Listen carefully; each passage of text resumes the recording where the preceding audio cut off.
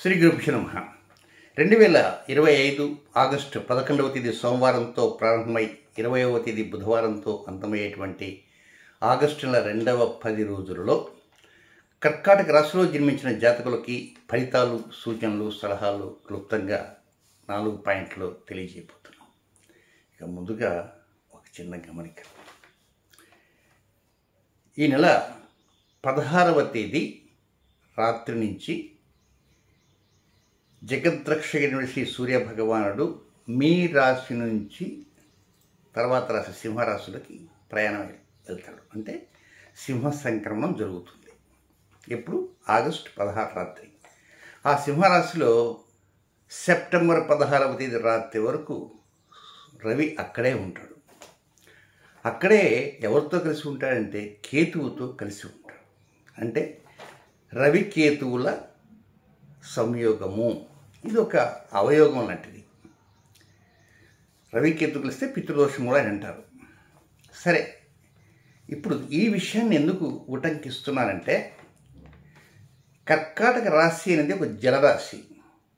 దీని తర్వాత వచ్చేది సింహరాశి, ఒక అగ్నితత్వ రాశి. జలరాశిలో ఉన్నటువంటి సూర్యుడు అక్కడి నుంచి చేంజ్ అయ్యి షిఫ్ట్ అయ్యి అగ్నితత్వ రాశిలోకి వెళ్తాడు.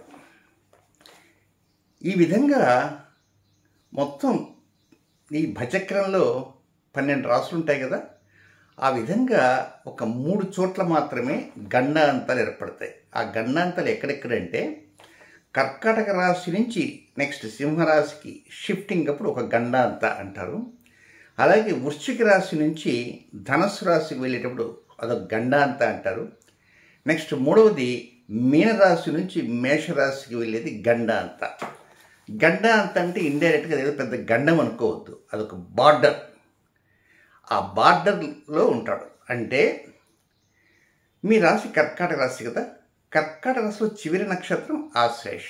ఆశ్లేష నక్షత్రం చివరి పాదం 4వ పాదం.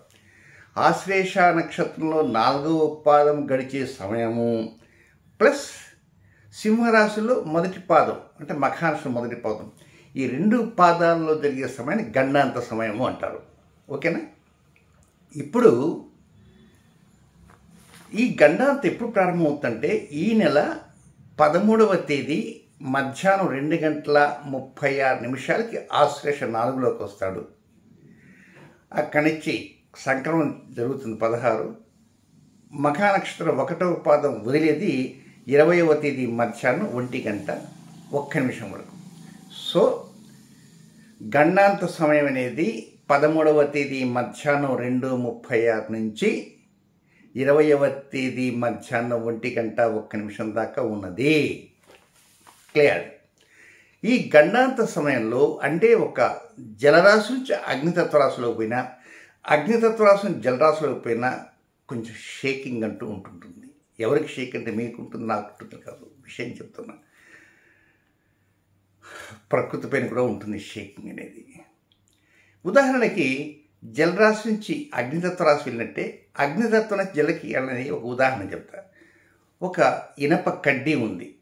ఆ కడ్డీని కొలిమిలోనో నిప్పులోనో పెట్టాం, చాలాసేపు కాల్చాం, ఎర్రగా అయిపోయింది. ఆ కడ్డీని తీసుకొచ్చి ఆ కాలుతున్న కడ్డీని పట్టకాలతో వాడితో పట్టుకొని ఒక ప్రశాంతంగా నిశ్చలంగా ఉన్నటువంటి ఒక బకెట్లో వాటర్ ఉంది. ఆ వాటర్లో ఆ కడ్డీని అలా ముంచామనుకో ఏమవుతుంది? వెంటనే శబ్దం వస్తుంది, బడబడబడ శబ్దం వచ్చేస్తుంది. అక్కడ ఉన్న నీళ్లు చిన్ని ముఖానికి అవుతాయి. అంటే ఒక అగ్నితత్వం నుంచి ఒక జలతత్వంలోకి మారేటప్పుడే చిందింది. అలాగే జలతత్వం నుంచి అగ్నితత్వం వచ్చేటప్పుడు కూడా కంటి కనపడిన రీతిలో అక్కడ పరిస్థితులు ఉంటాయి. మనం ఎండల కాలంలో ఏసీ కార్లు రాగానే వెంటనే దిగి ఎండలోకి వచ్చామంటే ఎండ పెట్టకూడుతుంది. ఫ్లైట్ కూడా ఆగంగానే వెంటనే తలుపులు తీరు. బయట క్లైమేట్ తోటి బయట వాతావరణంతో ఈక్వల్ అయ్యే విధంగా కొద్దిసేపు ఆగిన తర్వాతనే ఆ తర్వాత ఏసీ ఆపేసి అప్పుడు చేస్తారు. ఇది జలతత్వానికి అగ్నితత్వానికి, అగ్నితత్వానికి జలతత్వానికి ఉండేటువంటి షిఫ్టింగ్. అయితే కర్కాటక రాశి జాతకం గమనించవలసింది ఏంటంటే, ఇప్పుడు ఈ 9 రోజులలో ఫైనాన్స్ విషయంలో, ఎవరితోనో మాట్లాడే విషయంలో, నేత్రాల విషయంలో, దంతాల విషయంలో, కుటుంబ విషయాల్లో కొంచెం అప్రమత్తంగా ఉండాలి. ఈ గండాంత సమయం, ఇదే గండం కాదు, దాన్ని జ్యోతిష్ శాస్త్రం ఇచ్చే గండాంత సమయం అంటారు. 6 degrees 20 minutes ఈ టైం.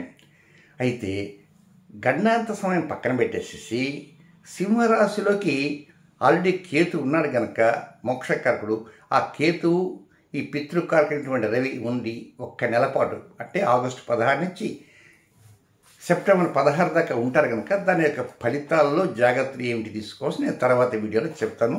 అది ఒక్క నిమిషంలో గమనికలాగా చెప్తే అర్థమయ్యేది కాదు. ఇది గమనిక 1. నెక్స్ట్ రెండవ గమనిక, సెప్టెంబర్ నెలలో నేను వైజాగ్లో 2 రోజులు ఉంటాను, అలాగే బెంగళూరు సిటీలో ఒక 2 రోజులు ఉంటాను. కనుక నా అపాయింట్మెంట్ కావాల్సిన వారు 9348632385 నెంబర్కి కాల్ చేయవచ్చు.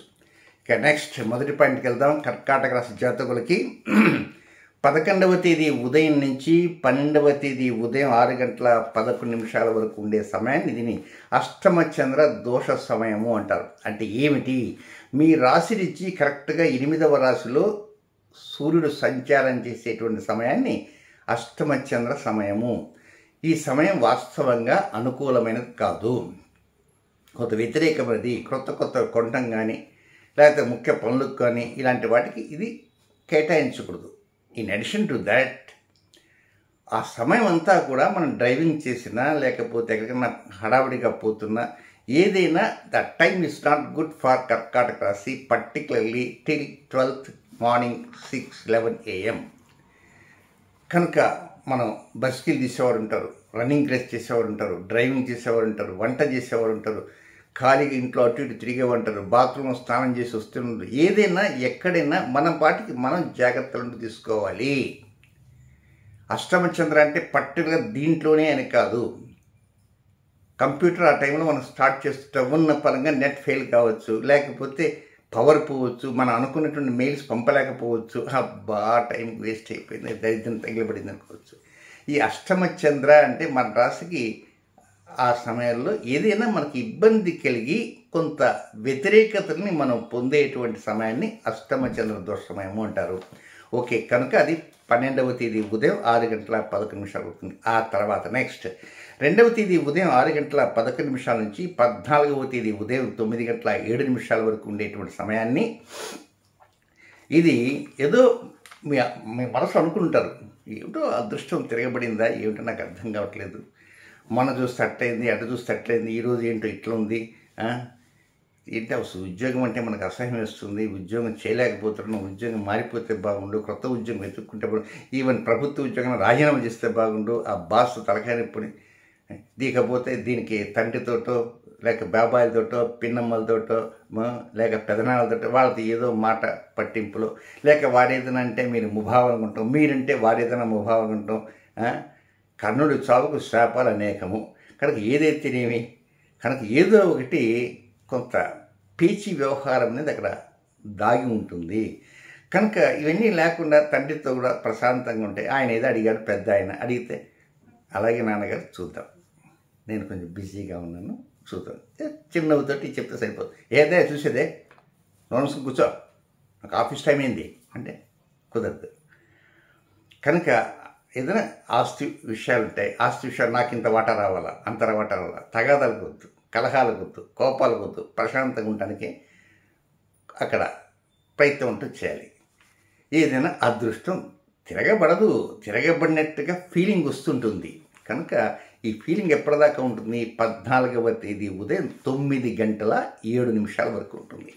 నెక్స్ట్ 3వ పాయింట్, 14వ తేదీ ఉదయం 9:07 మొదలై 18వ తేదీ మధ్యాహ్నం 2:41 ఇది అబ్బో చక్కగా అనుకూలంగా మీ లైఫ్ అడ్మిషన్. అసలు ఇదండి ఉద్యోగం, నేను పొరపాటు చేశాను చేయలేదనుకో, చిట్ట చివరిలో ఎవరో చెప్పారో సిద్ధాంతి గార్గే సిద్ధాంతి తొందరపడద్దు, అందువల్ల రాజీనామా ఇవ్వలేదండి, నేను మా బాస్ చాలా మంచివాడు, నేను పిలిచి అడిగాడను. ఏదో ఒకటి మీ మనసు ప్రశాంతంగా ఉంటుంది, కొంచెం జేబుల్లో డబ్బులు కూడా వచ్చేస్తుంటాయి, రావాల్సిన బాకీలు వచ్చుండొచ్చు, లేకపోతే ఇంట్లో శ్రీమతి గారికి ఉండేటువంటిది ఏదో చిన్నపాటి ఘర్షణతో సెట్ అయి ఉంటుంది, లాభస్థానం బాగుంటుంది, పరిష్కారం కాకుండా మూలపడి మొండికి పడి ఉన్నటువంటి పనులు ఏవో కొత్త రెక్కలు వచ్చి రెపరెపలాడుతున్నట్టుగా అట్లా అట్లా తేలియాడుతున్నట్టుగా ఒక భావన కలుగుతుంటాయి, ఫీలింగ్స్ వస్తుంటాయి. దీంతో పాటు మీరు దినచర్యలో కూడా ఎప్పుడు లేజినెస్గా ఉండేటువంటిదంతా కొంచెం ఏదో హాయిగా ప్రశాంతంగా ఉదయం నిద్ర లేవగానే స్నానం చేసి దేవుడు దైవం చేసి కొంచెం కప్పు కాఫీ తాగి కొత్త పనులు చేస్తే బాగుండు అనేటువంటి ఒక భావన మనసులో తొంగిచటం, ఏదైనా మీ లైఫ్ అడ్మినిస్ట్రేషన్లో కొంచెం అనుకూలతలు అనేవి వస్తాయి అని చెప్పక తప్పదు. నెక్స్ట్ 4వ పాయింట్ ఏంటంటే 18వ తేదీ మధ్యాహ్నం 2:41 నుంచి 20వ తేదీ రాత్రి వరకు ఉండేటువంటి సమయం, ఇది కొంచెం డబ్బులు అనవసరంగా ఖర్చు అవుతుంటుంది, సమయం వృధా అవుతుంటుంది. ఒక్కోసారి ఏదో చేద్దాం అనుకుంటే అయ్యవాని చెప్పి కోతింగ్ చేసినట్టు అవుతుంది. ఎక్కడికి వచ్చిన ప్రయాణం వెళ్ళాలంటే అది పోస్ట్పోన్ కావటమో, లేక క్యాన్సిల్ కావటమో, లేదా టికెట్ రిజర్వేషన్ చేసేది వృధాగా పోవటమో, లేకపోతే ఏదైనా బంధువులు వచ్చేస్తే వారికి ఏదో చీర సారా అని పెట్టడము, అందులో నెలాఖరు వస్తుంది కదా డబ్బులు లేకపోవటం, పక్కన పరంధాయం దగ్గర అప్పు తీసుకోవటం, ఏదో కొంతవరకు సమస్యలు వచ్చి, లేదా కొంచెం వెహికల్కి ప్రాబ్లం రావటం, ఖర్చు, ఆ ఖర్చు కూడా అవసరమైన ఖర్చు కాదు, అనవసరమైన ఖర్చు, ఇలాంటివి ఉన్న కారణంగా కొంత వ్యతిరేకతలు అనేవి వస్తూ ఉంటాయి. ఇకపోతే ఈ గండాంతని గురించి మరికొన్ని మాటలు కూడా చెప్తాను, ఆ వివరాలు ఈ నక్షత్రాలు చెప్పిందని చెప్తాను. అయితే నెక్స్ట్ ఈ కర్కాటక రాశిలో జన్మించినటువంటి జాతకులు ఉంటారు. ఆ జాతకుల్లో పునర్వసు నక్షత్రం 4వ పాదంలో జన్మించిన జాతకులకి 17వ తేదీ ఆదివారం ఉదయం 4:38 నుంచి 18వ తేదీ సోమవారం వేకుంజామున 17వ తేదీ ఆదివారం వేకుంజామున 4:38 నుంచి 13వ తేదీ సోమవారం వేకుంజామున 3:17 వరకు అనుకూలమైన సమయం కాదు, రొటీన్ కార్యక్రమం చేసుకోవచ్చు. నెక్స్ట్ పుష్యమి నక్షత్రంలో జన్మించిన జాతకులకి 18వ తేదీ సోమవారం వేకుంజామున 3:07 ప్రారంభమై 18వ తేదీ అర్ధరాత్రి వరకు ఉండేటువంటి సమయం అనుకూలమైన సమయం కాదు, రొటీన్ కార్యక్రమం చేసుకోవచ్చు.